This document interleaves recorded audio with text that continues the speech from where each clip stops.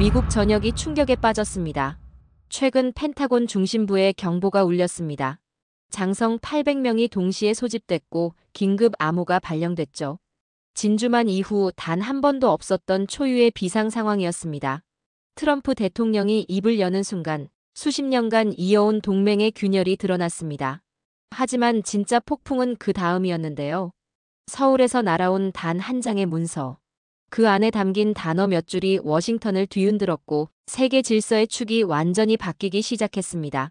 이건 단순한 외교 문제가 아니라 누가 진짜 세계를 움직이는가를 결정하는 역사적 분기점이었죠. 지금부터 그날 새벽 펜타곤에서 벌어진 믿기 힘든 이야기의 전말을 공개합니다. 영상 시청 전 여러분의 구독과 좋아요, 알림 설정 한 번씩 눌러주시면 영상 제작에 아주 큰 힘이 됩니다. 새벽 4시 15분이었습니다. 전화벨이 울렸습니다. 본능적으로 몸을 일으켜 침대 옆 탁자 위에 전화기를 집어들었습니다. 옆에서 자고 있던 아내가 몸을 돌렸습니다. 그녀도 알고 있었습니다. 이 시간에 걸려오는 전화가 어떤 의미인지요. 좋은 소식일 리는 없다는 걸요. 케네디입니다. 즉시 펜타곤으로 오셔야 합니다. 그 한마디에 잠이 완전히 달아났습니다. 제 이름은 리처드 케네디. 미국 국방부 동아시아 전략실의 부국장이었습니다. 이 일을 22년째 하고 있었는데 그동안 이런 전화를 받은 적은 단 한 번도 없었습니다. 무슨 상황입니까? 전화로는 말씀드릴 수 없습니다. 1시간 안에 도착하십시오. 1시간이요. 버지니아에 있는 우리 집에서 펜타곤까지는 평소 2시간이 걸렸습니다. 알겠습니다. 급히 옷을 입었습니다. 아내는 아무 말 없이 아래층으로 내려가 커피를 내리고 있었습니다. 텀블러에 커피를 담아 제게 건네며 짧게 눈을 마주쳤습니다. 그녀도 상황을 알고 있었던 거죠. 아내에게 짧게 고개를 끄덕이고 차로 향했습니다. 중간쯤 왔을 때 휴대폰이 진동했습니다. 메시지 하나가 도착해 있었습니다. 차를 갓길에 세우고 화면을 열었습니다. 짧은 문장이 하나 떠 있었습니다. 전 세계 미군 지휘관 800명 긴급 소집 주한미군 재배치 특별회의. 그 문장을 보는 순간 가슴이 묘하게 굳어졌습니다. 800명이라면 전 세계 모든 주요 지역의 지휘관들이 모인다는 뜻이었습니다. 유럽, 중동, 인도태평양 모두 다 말이죠. 속도를 더 높였습니다. 퀀티코 기지에 도착했을 때 주차장은 이미 꽉 차 있었습니다. 멀리 떨어진 곳에 차를 세우고 걸었습니다. 해가 막 떠오르기 시작했는데 다른 장교들도 같은 방향으로 걸어가고 있었습니다. 모두 표정이 굳어 있었습니다. 건물 안으로 들어가자 복도는 제복을 입은 장성들로 가득했습니다. 유럽 사령부, 인도태평양 사령부, 중동 지휘부. 낯익은 얼굴들이 많았습니다. 이렇게 많은 고위급 인사가 한자리에 모인 건 처음이었습니다. 회의실에 들어가 자리를 찾았습니다. 제 옆에는 주한미군 사령관이 앉아 있었습니다. 군 생활만 30년이 넘은 베테랑이었죠. 그가 그렇게 긴장한 모습을 본 건 처음이었습니다. 턱에 힘이 잔뜩 들어가 있었고 눈빛이 방 안을 계속 훑고 있었습니다. 정확히 오전 6시 문이 열렸습니다. 트럼프 대통령이 들어왔습니다. 모두 자리에서 일어섰습니다. 대통령은 인사말도 없이 앞쪽으로 걸어가 우리를 돌아봤습니다. 국방부의 시대는 끝났다. 회의실은 숨소리 하나 없이 조용해졌습니다. 오늘부터 우리는 전쟁부다. 공기가 완전히 달라졌습니다. 사람들이 서로 눈을 마주쳤지만 아무도 말을 하지 않았습니다. 트럼프가 말을 이었습니다. 우리는 더 이상 방어하지 않는다. 전쟁을 준비한다. 남녀 구분 없이 체력 기준은 동일하다. 그 옆에 국방장관이 자리에서 일어났습니다. 정치적 올바름의 시대는 끝났습니다. 전투 효율성만이 유일한 기준입니다. 그때부터 브리핑이 시작됐습니다. 핵무기 현대화 1조 달러 규모의 국방 예산, 중국과 러시아 대응 전략이 쏟아졌습니다. 정보가 너무 빨리 들어왔습니다. 저도 정신없이 메모를 했습니다. 다른 사람들도 마찬가지였습니다. 약 50분쯤 지났을 때 드디어 제 담당 분야가 나왔습니다. 주한미군. 트럼프가 말했습니다. 28,500명의 병력. 우리는 70년 동안 한국을 지켜왔습니다. 이제 그들이 대가를 치를 시간입니다. 회의실은 얼어붙었습니다. 한국은 매년 100억 달러를 부담해야 합니다. 거부하면 병력을 철수합니다. 옆에 주한미군 사령관이 손을 움켜쥐었습니다. 그가 그렇게 긴장한 건 처음이었습니다. 전장을 수없이 겪었던 사람이었죠. 그런데 손이 떨리고 있었습니다. 국방장관이 덧붙였습니다. 한국의 GDP는 1조 8천억 달러입니다. 세계 10위 경제죠. 하지만 우리가 제공하는 체계를 스스로 유지하려면 150조 원이 필요합니다. 그들은 우리 없이는 석 달도 버티지 못합니다. 그 말을 들으며 노트에 숫자를 적었습니다. 150조 원 석 달. 그때였습니다. 회의실 뒤편에서 누군가 자리에서 일어났습니다. 한국 군복을 입은 인물이었죠. 워싱턴 주재 한국 대사관의 국방무관이었습니다. 발언 허가를 요청합니다. 영어 발음은 정확했고 목소리는 차분했습니다. 트럼프가 고개를 끄덕였습니다. 말해보시오. 그는 앞으로 나와 태블릿을 연결했습니다. 모든 시선이 그에게 쏠렸습니다. 우리도 준비되어 있습니다. 그 한마디로 회의실의 공기가 바뀌었습니다. 그가 화면을 터치하자 대형 스크린에 영상이 재생됐습니다. 단상 위에 대한민국 대통령의 문장이 보였습니다. 이건 6시간 전 서울에서 발표된 내용입니다. 영상 속 대통령의 목소리가 울렸습니다. 대한민국은 전시작전 통제권을 예정보다 앞당겨 회수합니다. 한미연합방위 태세는 이제 대한민국이 주도합니다. 국방장관이 자리에서 벌떡 일어났습니다. 뭐라고? 전시작전 통제권? 한국 무관은 담담하게 말했습니다. 계속 보시죠. 영상이 이어졌습니다. 이 대통령이 말했습니다. 우리는 세계 5번째 군사 강국입니다. K2 전차, K9 자주포, KF-21 전투기, 천공 방공 시스템을 수출합니다. 뒤쪽에서 누군가 낮게 말했습니다. 폴란드가 1000대나 샀지. 에이브람스 대신에. 우리는 더 이상 누구에게도 의존하지 않습니다. 자주 국방의 길로 나아갑니다. 영상이 멈췄습니다. 한국 무관이 화면을 전환했습니다. 한글과 영어로 된 문서가 떴습니다. 이건 한미 방위비 분담에 관한 특별위원회 결의안입니다.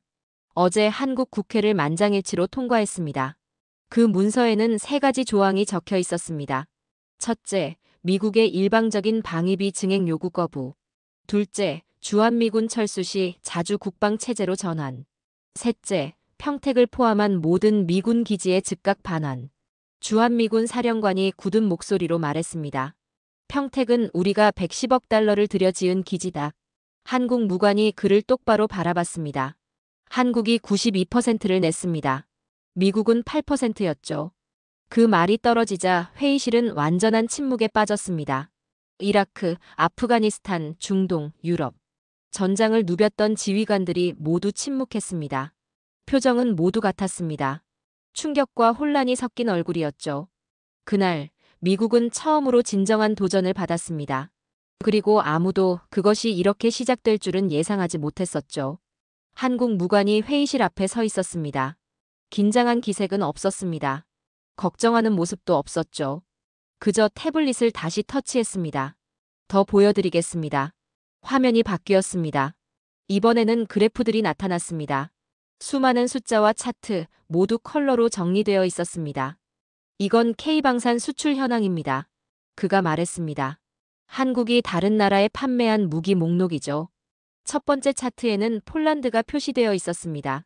한국 전차와 자주포를 수백 대나 구매한 기록이었죠. 숫자가 엄청났습니다. 호주도 한국 무기를 도입했습니다. 그가 말을 이어갔습니다. 이어서 노르웨이, 이집트, 사우디아라비아가 나왔습니다. 모두 한국산 무기를 구매하고 있었죠. 중동 사령관이 손을 들었습니다. 잠깐만요. 사우디아라비아가 천공 시스템을 샀다고요? 맞습니다. 한국 무관이 단호하게 대답했습니다. 패트리어트 미사일을 한국 시스템으로 교체 중입니다. 뒤쪽에서 누군가 낮게 말했습니다. 패트리어트는 우리 기술인데. 무관이 고개를 끄덕였습니다. 그랬죠. 이제는 아닙니다. 그 한마디가 회의실 안을 묘하게 흔들었습니다. 사우디는 중동에서 미국의 가장 중요한 동맹이었죠. 그런데 지금 한국산 무기를 선택하고 있었습니다. 트럼프 대통령이 몸을 앞으로 기울였습니다. 그래서 무슨 말을 하려는 겁니까? 우리가 철수하면 스스로 방어할 수 있다는 뜻입니까? 한국 무관이 태블릿을 터치했습니다. 새로운 문서가 화면에 나타났습니다. 영문 제목이 선명했습니다. 플랜 K 주한미군 제로 시나리오. 회의실의 공기가 즉시 무거워졌습니다. 주한미군 제로.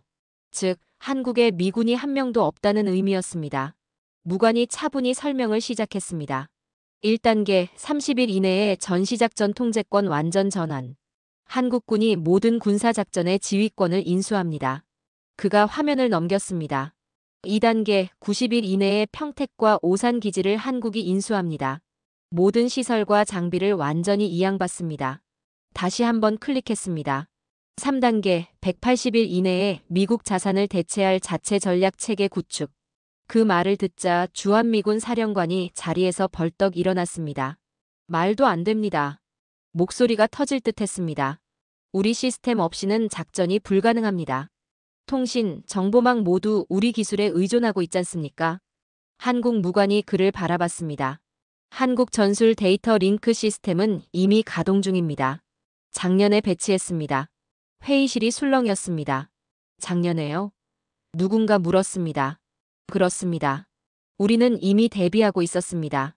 그 말은 곧 이 모든 게 몇 주나 몇 달이 아닌 몇 년간 준비된 계획이라는 뜻이었습니다.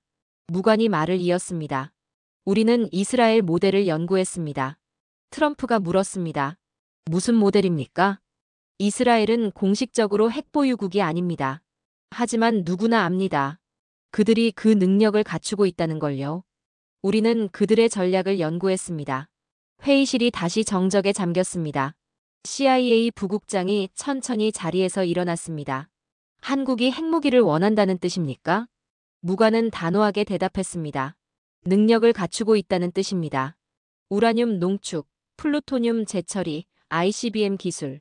필요하다면 6개월 안에 핵무기를 개발할 수 있습니다. 6개월?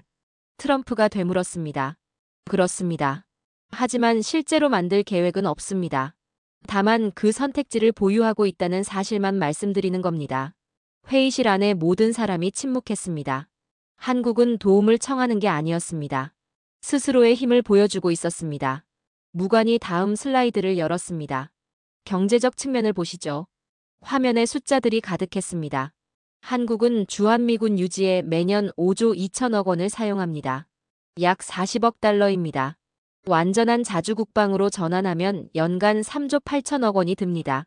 그는 잠시 멈췄습니다. 즉, 매년 1조 4천억 원을 절감합니다. 게다가 평택 기지를 상업개발로 전환하면 연간 50조 원의 경제 효과를 얻습니다. 회의실 뒤편에서 누군가 낮게 중얼거렸습니다. 전부 다 계산해놨네. 무관이 고개를 들었습니다. 맞습니다. 우리는 모든 걸 계산했습니다. 국방장관이 자리에서 일어났습니다. 화가 난 표정이었습니다. 그럼 위협은요? 중국, 북한, 러시아 그걸 혼자 감당하겠다는 겁니까? 무관이 고개를 끄덕였습니다. 좋은 질문입니다. 그가 새 지도를 띄웠습니다. 지도 위에는 한국을 중심으로 연결된 선들이 그려져 있었습니다. 한국, 호주, 인도네시아가 삼각 안보 협력을 체결했습니다. 3주 전에 서명했죠. 회의실 안이 술렁였습니다. 그건 트럼프의 발언 이전에 이미 이루어진 일이었습니다. 또한 한국, 폴란드, 우크라이나가 방위 동맹을 맺었습니다.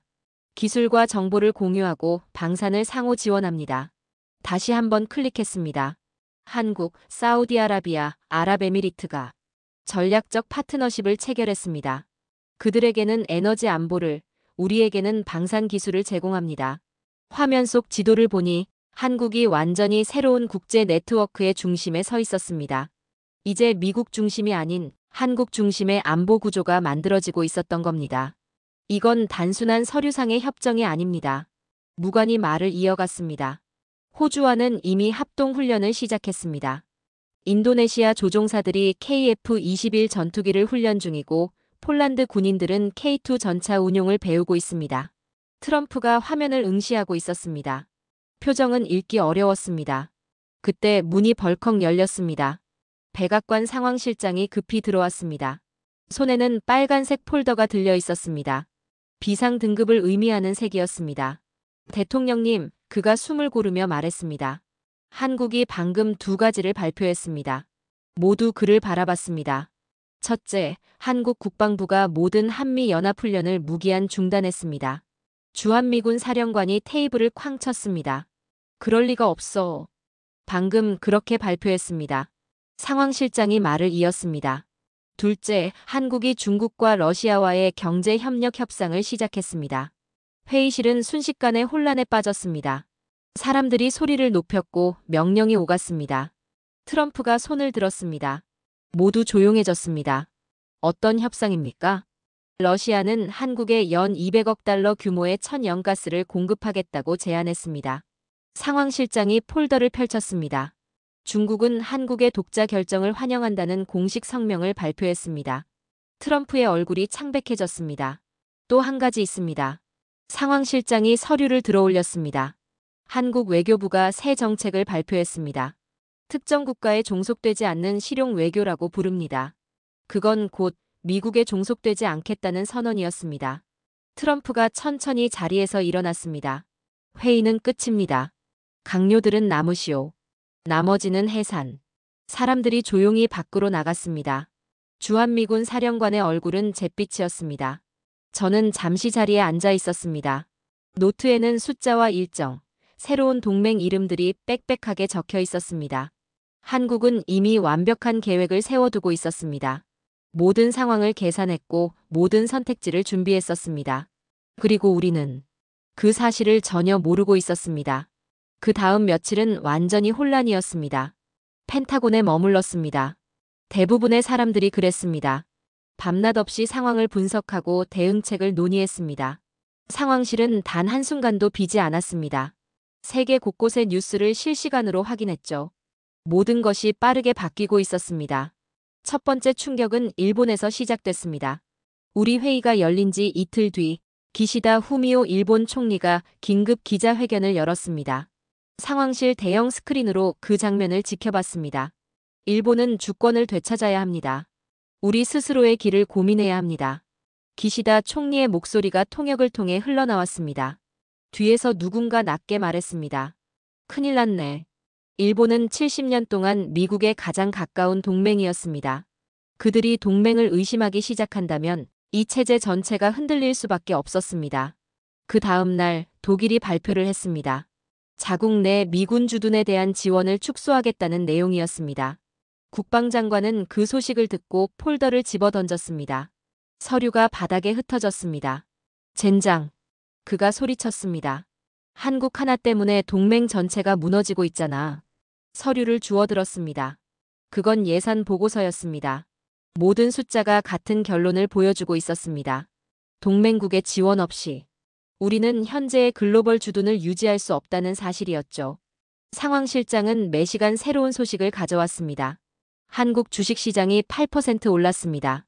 방산 관련 주식은 상한가를 기록했습니다. 다우존스가 2% 하락했습니다. 지금은 2.5%까지 떨어졌습니다. 화면에는 한국의 수치가 초록색, 미국은 붉은색으로 표시되어 있었습니다. 실시간으로 세력의 균형이 바뀌는 것을 눈으로 보는 느낌이었습니다. 그때 중국이 공식 성명을 발표했습니다. 모든 주요 뉴스 채널이 동시에 보도했습니다. 중화인민공화국은 대한민국의 독자적 결정을 환영합니다. 양국 간 새로운 협력 시대를 기대합니다. 그로부터 1시간 뒤 러시아가 움직였습니다. 러시아 외무장관이 텔레비전에 나왔습니다. 러시아는 한국과 포괄적 에너지 파트너십을 제안합니다. 연간 200억 달러 규모의 천연가스를 공급할 준비가 되어 있습니다. 새로운 파이프라인을 건설해 한국의 에너지 안보를 보장하겠습니다. 200억 달러. 그건 한국이 현재 모든 에너지 수입에 쓰는 금액보다 많은 액수였습니다. 우리가 제시한 조건보다 훨씬 좋군. 누군가 중얼거렸습니다. 고개를 끄덕였습니다. 맞는 말이었습니다. 그때 휴대폰이 진동했습니다. 뉴스 알림이었죠. 평택 기지 밖에 수천 명의 인파가 모여 있었습니다. 화면에는 끝이 보이지 않을 정도의 군중이 잡혔습니다. 사람들은 팻말을 들고 있었고 태극기를 흔들고 있었습니다. 그중 하나에는 영어로 이렇게 적혀 있었습니다. 이제 우리가 우리를 지킨다. CNN이 현장을 생중계하고 있었습니다. 리포터가 군중을 인터뷰했습니다. 우리는 이날을 기다려왔습니다. 중년의 남성이 말했습니다. 한국은 이제 강합니다. 누구에게도 의존할 필요가 없습니다. 한 여성이 아이를 안고 있었습니다. 우리 아들은 진정으로 독립된 나라에서 자랄 겁니다. 하지만 북한이 걱정되지 않습니까? 리포터가 물었습니다. 젊은 남자가 나섰습니다. 우리는 K9 자주포를 폴란드에 수출합니다. 그 무기로 러시아를 막고 있죠. 우리 무기가 폴란드를 지킬 수 있다면 우리도 스스로를 지킬 수 있습니다. 군중이 환호했습니다. 소리가 스피커를 뚫고 나올 정도였습니다. 상황실의 모두가 그 장면을 바라봤습니다. 아무도 말을 하지 않았습니다. 그날 밤 제 휴대폰으로 전화가 왔습니다. 한국 번호였습니다. 한국 국방부 차관이었습니다. 몇 번 회의에서 마주쳤던 인물이었죠. 케네디입니다. 리처드. 그의 영어는 완벽했습니다. 늦게 전화해서 미안합니다. 괜찮습니다. 그가 잠시 말을 멈췄습니다. 개인적으로 설명하고 싶은 게 있습니다. 우리가 원했던 건 단 하나였습니다. 평등한 동맹이요. 진정한 파트너십입니다. 하지만 지난 70년 동안 당신들은 우리를 하급 파트너로 대했습니다. 보호가 필요한 나라로 감사를 표시해야 하는 존재로요. 저는 아무 말도 하지 않았습니다. 그의 말이 틀리지 않았기 때문입니다. 우리는 더 강해지고 있다는 걸 보여주려 했습니다. 방산, 기술, 수출 그걸 증명했죠. 하지만 당신들은 우리를 시장으로 봤습니다. 기지로, 전략적 위치로요. 그래서 중국과 손잡는 겁니까? 제가 물었습니다. 아닙니다. 그의 목소리가 단호했습니다. 우리는 누구에게도 종속되지 않을 겁니다. 중국도 러시아도 미국도 아닙니다. 그게 핵심입니다. 그럼 무엇을 원하십니까? 존중입니다. 진짜 파트너로서의 존중. 폴란드가 무기를 사러 오고 사우디가 방어 시스템을 요청합니다. 그들은 우리를 믿습니다. 왜 당신들은 그렇지 않습니까? 그 말에 아무 대답도 할 수 없었습니다. 이건 돈의 문제가 아닙니다. 그가 마지막으로 말했습니다. 우리는 단지 대등함을 원했습니다. 통화가 끝났습니다. 창밖으로 워싱턴의 불빛이 보였습니다. 도시는 평소처럼 조용했습니다. 하지만 제 마음속에서는 뭔가 근본적으로 변하고 있었습니다. 다음 날 아침 새로운 보고가 들어왔습니다.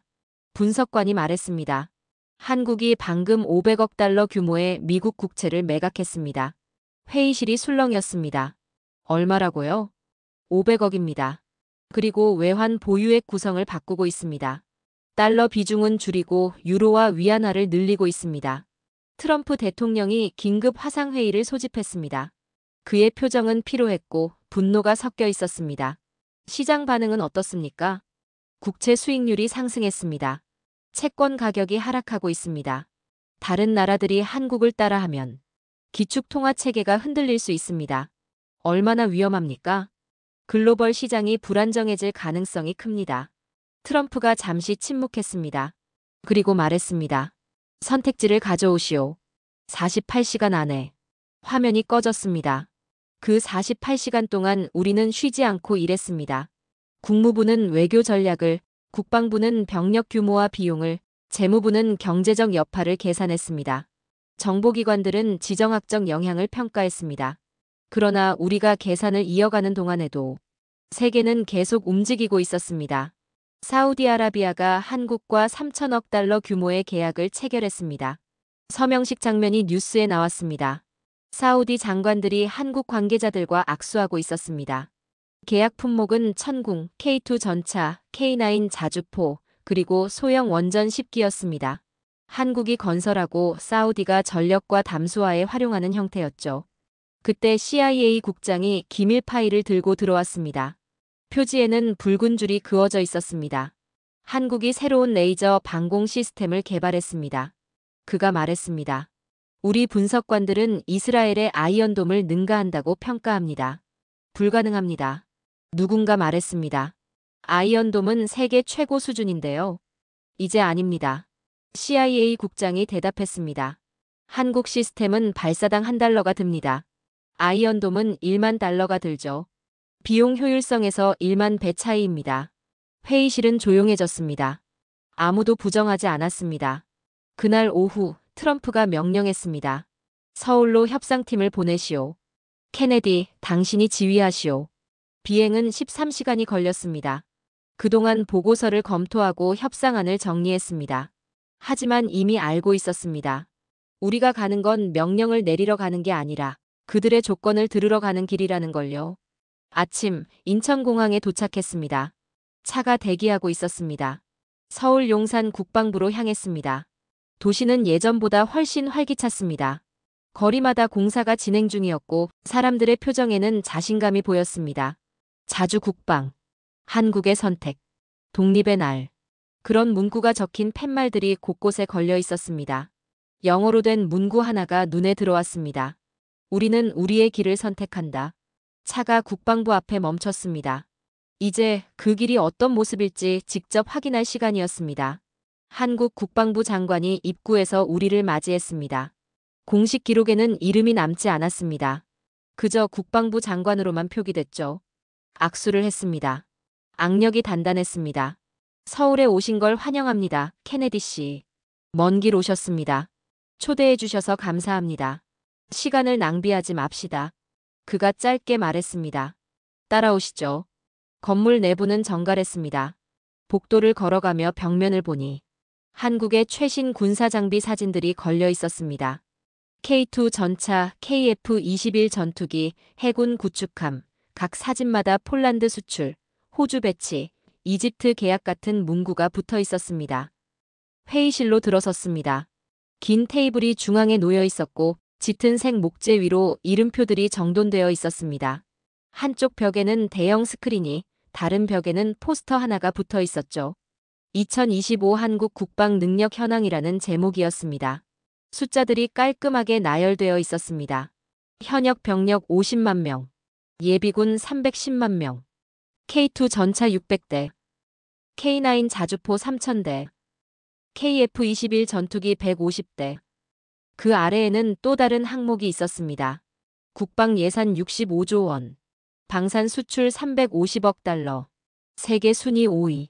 이미 알고 있었지만 그렇게 명확히 숫자로 확인하니 실감이 났습니다.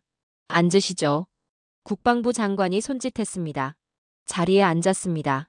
한국 대표단이 맞은편에 앉아 있었습니다. 장성들과 고위 관리들 모두 침착했고 준비되어 있었습니다. 장관이 폴더를 펼쳤습니다. 정식 협상에 들어가기 전에 보여드릴 것이 있습니다. 그가 버튼을 눌렀습니다. 스크린이 켜졌습니다. 영상이 재생되기 시작했습니다. 한국의 도시들이 화면에 차례로 나타났습니다. 서울, 부산, 대구 어디를 가도 사람들이 모여 있었습니다. 깃발을 흔들고 팻말을 들고 있었습니다. 영상이 끝나자 장관이 말했습니다. 이건 어제 촬영한 장면입니다. 전국 여론조사 결과도 있습니다. 그가 문서를 넘겼습니다. 한국 국민의 85%가 완전한 자주 국방을 지지했습니다. 이건 단순한 다수가 아닙니다. 압도적인 민심입니다. 그가 영상을 껐습니다. 회의실이 조용해졌습니다. 이건 협상의 문제가 아닙니다. 그가 말을 이었습니다. 국민이 이미 결정을 내렸습니다. 우리는 그 결정을 전달할 뿐입니다. 그는 한 장의 문서를 제 쪽으로 밀었습니다. 공식 인장이 찍힌 두꺼운 종이였습니다. 한글과 영어로 병기된 제목이 보였습니다. 신한미동맹 협정 초안. 문서를 펼쳐 읽었습니다. 내용은 명확하고 직접적이었습니다. 외교적인 완충 문구 따위는 없었습니다. 제1조 주한미군 병력 감축. 180일 이내 5,000명 감축. 잔류 병력은 자문 역할로만 유지. 제2조 기지 반환. 평택 기지의 즉각적인 한국 통제권 반환. 나머지 기지는 24개월 내 단계적 반환. 제3조 작전 통제권. 전시작전 통제권의 완전하고 즉각적인 한국 전환. 한국이 모든 연합 방위작전의 지휘권 인수. 제4조 방위비 분담. 주한미군 주둔 비용에 대한 한국 재정 지원 철폐. 잔류 미군의 모든 비용은 미국이 부담. 제5조 국방 협력. 한국 무기 체계의 미군 조달 검토. 동등한 조건의 기술 협력 및 공동 개발 추진. 2번을 읽었습니다. 그리고 장관을 바라봤습니다. 우리가 당신들 무기를 사길 원하는 겁니까? 그가 미소를 지었습니다. 원한다기보단 제안입니다. 미군은 이미 한국산 부품을 사용하고 있습니다. 함정 엔진, 포병 부품, 차량 장갑. 완제품을 고려해보는 건 자연스러운 순서 아닙니까? 그리고 우리 주둔 비용은 제로를 원한다는 거군요. 그렇습니다. 남고 싶다면 그건 당신들의 선택입니다. 다만 그 선택의 비용은 당신들의 몫이죠. 제 동료가 중간에 끼어들었습니다. 이건 너무 일방적입니다. 장관이 조용히 웃었습니다. 그렇습니까? 당신들이 얻는 걸 생각해 보시죠. 그가 버튼을 눌렀습니다. 스크린에 동아시아 지도가 나타났습니다. 한국이 중심에 강조되어 있었습니다. 아시아에서 가장 전략적으로 중요한 위치에 군사주둔을 유지할 수 있습니다. 자체 방어 능력을 갖춘 강력한 동맹과 협력할 수 있죠. 첨단 기술과 제조 기반에도 접근할 수 있습니다. 무엇보다 동맹 체제 전체의 붕괴를 막을 수 있습니다. 그가 말을 멈추었습니다. 회의실은 조용했습니다. 우리가 떠나면 일본이 재검토를 시작할 겁니다. 호주가 흔들리고 필리핀도 따라 움직이겠죠. 이 협정은 동맹을 지키는 유일한 길입니다. 단지 이전과는 다른 형태일 뿐입니다. 그 말이 머릿속을 울렸습니다. 문서를 다시 읽었습니다. 장관의 말이 맞았습니다. 이건 일방적인 조건이 아니었습니다. 새로운 균형이었습니다. 전화를 해야겠습니다. 옆방에 보안 회선이 준비돼 있습니다. 그 방으로 들어갔습니다. 전화기를 들어 국방장관에게 직접 연락했습니다. 케네디입니다. 제안을 받았습니다. 지금 초안을 보내드립니다. 전송 후 잠시 정적이 흘렀습니다. 그가 문서를 읽고 있었습니다. 우리더러 그들의 무기를 사라는 겁니까? 그렇습니다. 그리고 주둔 비용은 우리 예산으로 부담해야 합니다. 말도 안 되는군. 그렇습니까? 거부하면 한국을 잃습니다. 일본이 동맹을 재검토하고 중국과 러시아가 틈을 파고듭니다. 인도태평양 전략이 무너집니다. 잠시 침묵이 이어졌습니다. 당신 의견은 뭡니까? 받아들이는 게 좋습니다. 세부 조정은 가능하겠지만 큰 틀은 수용해야 합니다. 대통령이 좋아하진 않겠군. 대통령이 이해하셔야 합니다. 한국은 지금 허락을 구하는 게 아닙니다. 우리가 체면을 지킬 마지막 기회를 주는 겁니다. 전화기 너머로 서류 넘기는 소리가 들렸습니다. 그 다음엔 트럼프 대통령의 목소리가 들렸습니다. 케네디, 우리에게 선택권이 없단 말인가? 대통령님, 있습니다. 동등한 파트너십을 받아들이거나 동맹을 완전히 잃는 선택입니다. 긴 정적이 흘렀습니다. 결정할 시간은 얼마나 있지? 기한은 없습니다. 하지만 그들이 기다리는 매일, 한국은 다른 나라와 새 계약을 맺고 있습니다. 중국과 러시아 협상은 유리창 너머로 장관이 보였습니다. 그는 차분히 대화를 나누고 있었습니다. 그건 협력의 신호입니다. 우리를 배제하려는 게 아니라 선택지를 확보하려는 움직임입니다. 잠시 후 트럼프가 말했습니다. 좋소. 48시간. 조건을 다듬되 무기 조달 조항은 평가 수준으로 수정하시오. 확약은 하지 않겠소. 알겠습니다. 그리고 케네디, 빈손으로 돌아오지 마시오.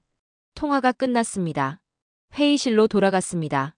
모두가 제 얼굴을 보고 있었습니다. 내부 검토에 48시간이 필요합니다. 하지만 전체적인 방향은 긍정적입니다. 국방부 장관이 고개를 끄덕였습니다. 좋습니다.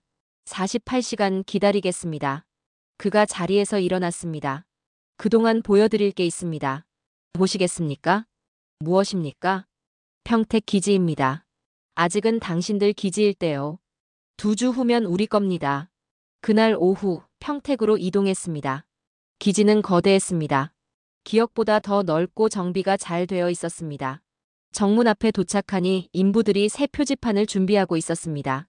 그 한글 문구는 알아보지 못했지만 가운데의 한 단어는 분명 읽을 수 있었습니다. 사령부. 장관이 손가락으로 가리켰습니다. 한 달 후면 여기가 한국항공우주사령부가 됩니다. KF-21 비행대대가 이곳에 배치될 겁니다. 정찰 위성 통제도 여기서 담당하죠. 이곳이 한국 국방의 심장이 될 겁니다. 멀리서 미군 병사들이 움직이고 있었습니다.